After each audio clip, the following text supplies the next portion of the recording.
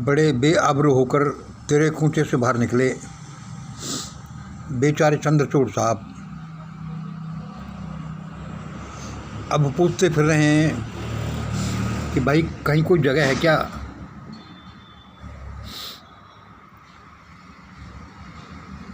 ये human right commission और ये क्या क्या है भाई, कोई जगह है क्या। 2-5 साल अच्छे पास हो जाते भाई, लेकिन बेचारे कोई पूछ नहीं रहा। बड़े बेआबरू होकर तेरे कूचे से बाहर निकले।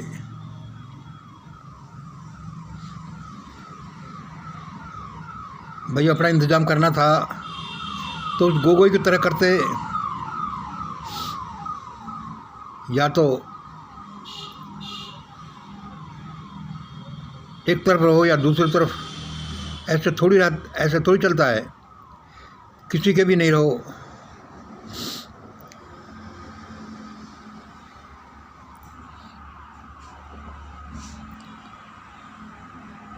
अब ये सोच रहे हैं अरे अरुण मिश्रा की तरह मेरा भी काम बन जाता तो अच्छा रहता।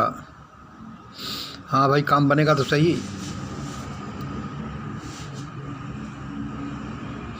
भारत माता क्या कह रही होगी, मैंने कैसे कैसे पुत्र पुत्रियों को पैदा किया है। ये बेचारे चंद्रचूड़ साहब बड़े बेआबरू होकर तेरे कूचे से बाहर निकले।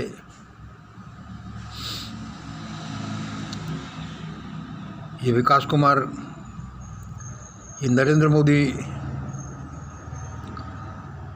ये राष्ट्रपति द्रौपदी मुर्मू, ये राष्ट्रपति कोविंद, किसी ने भी तो अपनी मातृभूमि का ख्याल नहीं रखा।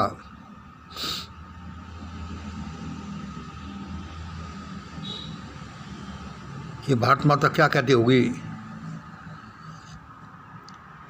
छोटी छोटी सी माताएं भी अपने बच्चे को खिलाती हैं तो कहती हैं कि मेरा बच्चा शेर है, शेर, ये ऐसा बनेगा ऐसा बनेगा। भारत में क्या हो रहा है, जिसको देखो जिसको बड़े बेआबरू होकर तेरे कूचे से बाहर निकले। द्रौपदी मुर्मू,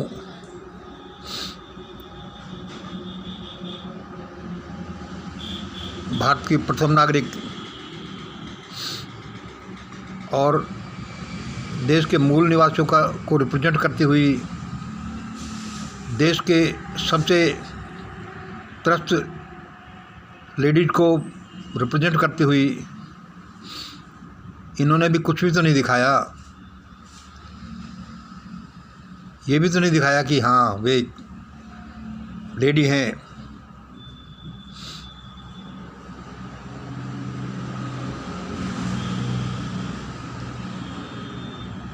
दो 4 साल पहले जब मैंने सुना, जब पढ़ा कि अब भारत की नई राष्ट्रपति बनी हैं, उनका नाम है द्रौपदी, तो मेरे कान खड़े हो गए थे कि द्रौपदी भाई नाम तो वही है जो महाभारत में द्रौपदी थी। क्या ये उसी लाइन वाली मैडम है।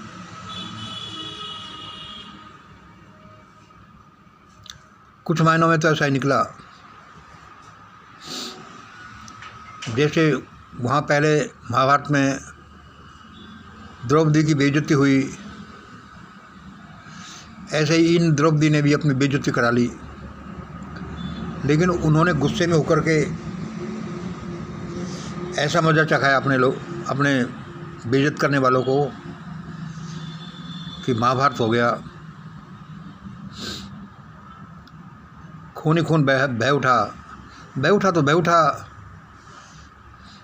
लेकिन यहाँ इस द्रौपदी ने तो कुछ भी नहीं किया। इसके मुंह से को उफ नहीं निकला कि यह पार्लियामेंट क्या भाई मोदी तुम्हारे पर्सनल प्रॉपर्टी है, जिसके उद्घाटन के समय देश के प्रथम नागरिक को निमंत्रण नहीं, और तुम जैसे आदमी, कैसे आदमी जिनका आकलन अभी आने वाला समय करेगा,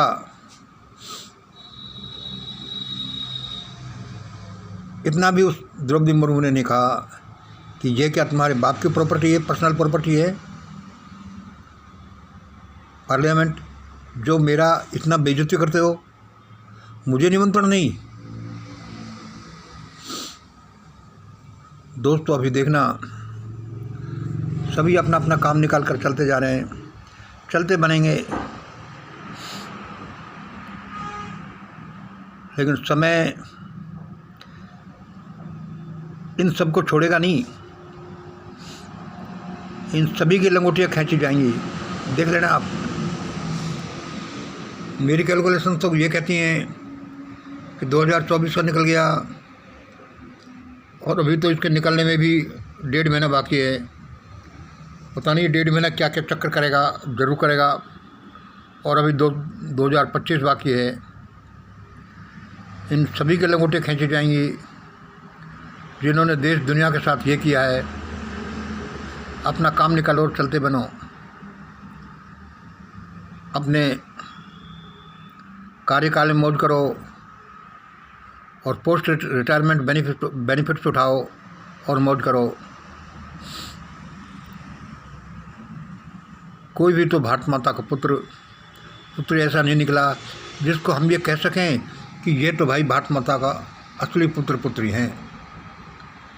इनमें हिम्मत थी, इन्होंने देश के लिए अच्छा काम किया।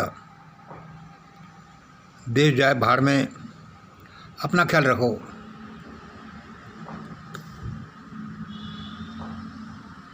हाँ भाई, अपना ख्याल तो रखो।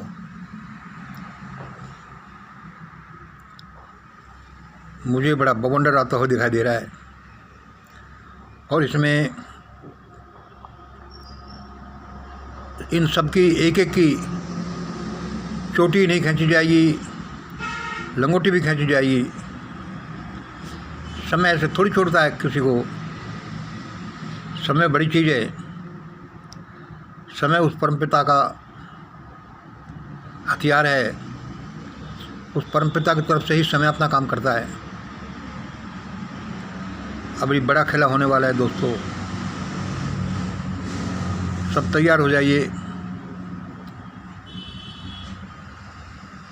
उस खेला से गुजरने के लिए, उस खेल को खेलने के लिए ऐसे थोड़ी समय पीछे छोड़ देता है। कुछ भी करो, चलते बनो। बड़े बेआबरू होकर तेरे खूंचे से बाहर निकले।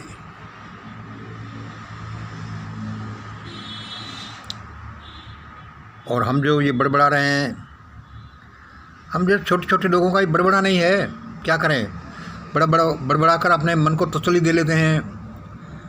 लेकिन ये बड़बड़ाना तुम्हारे विचार है, तुम्हारे विचारों में, तुम्हारी कल्पनाओं में, तुम्हारी इच्छाओं में, तुम्हारे शब्दों में, तुम्हारे एक्शन में बड़ा दम है लोगों। और अब कितनी कोशिश कर लें भाई, अपनी आबरू बचाकर चलते बनो। अपने रिटायरमेंट बेनिफिट्स लो और मौज करो। लोगे तो सही भाई।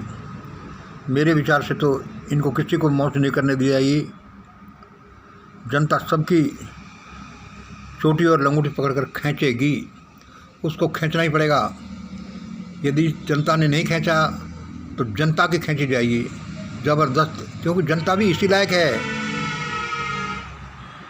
ऐसे थोड़ी चलता है ईश्वर की दुनिया। वो ईश्वर प्रत्यक्ष है, सर्वज्ञानी है, सर्वव्यापक है, सर्वशक्तिमान है। उसकी दुनिया में ऐसा थोड़ी चलता है। इन्होंने हद कर दी बाबा पिछले 10 सालों में। अब उस ईश्वर का रोल देखिए। सबकी चोटियाँ पकड़ पकड़ कर खींची जाएंगी, सबकी लंगोटियाँ खींची जाएंगी। ऐसा ही होगा। भाई ईश्वर मुझे ऐसा ही बोल रहा है और मेरी गणनाओं से भी ऐसा ही निकल रहा है कि ऐसा ही होना मांगता है। पब्लिक भी बेचारी तकलीफ़ में आएगी ही, क्योंकि पब्लिक तो पहले से तकलीफ़ में करे क्या, और सही थोड़ी सी, लेकिन इनका तो हाल देखने लायक होगा। मैं इस तरह से बड़बड़ाता रहता हूँ, लेकिन आप देखना कि भाई ये आदमी बड़बड़ाता रहता था, इसका कोई आधार था, इसका कोई विज्ञान था,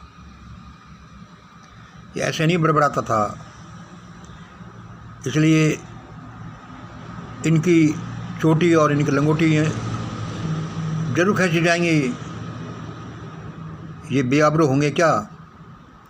सारी दुनिया इनका तमाशा देखेगी कि भारत के ये ठेकेदार थे, चमत्कारी पुरुष थे, जिन्होंने मिट्टी खराब कर दी, देश की, दुनिया की, मानवता की, न्याय की, परमात्मा की, सबकी मिट्टी खराब कर दी। इसलिए अब इनकी मिट्टी ज़रूर खराब होगी, चाहे कितने ही रिटायर होते जा रहे हों।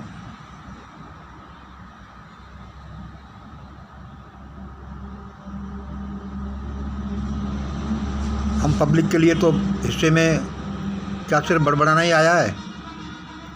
चलो, कहते हैं कि बड़बड़ाने से भी थोड़ा मन हल्का हो जाता है, मेरा भी हो रहा है, लेकिन ईश्वर का विश्वास रखो, समय का विश्वास रखो। वह सबको अपनी अपनी औकात बताता है और बताएगा। 2024 तो ये जा रहा है और अभी तो गया नहीं है, 1.5 महीना बाकी है। क्या क्या खेल खिलाता है, खिलाएगा, और 2025 में तो हद ही हो जाएगी।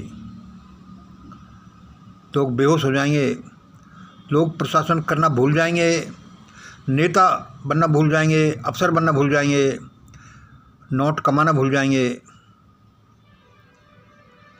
कि भाई देश दुनिया कैसे चलती है। ये सब कुछ आने वाले समय में होने जा रहा है।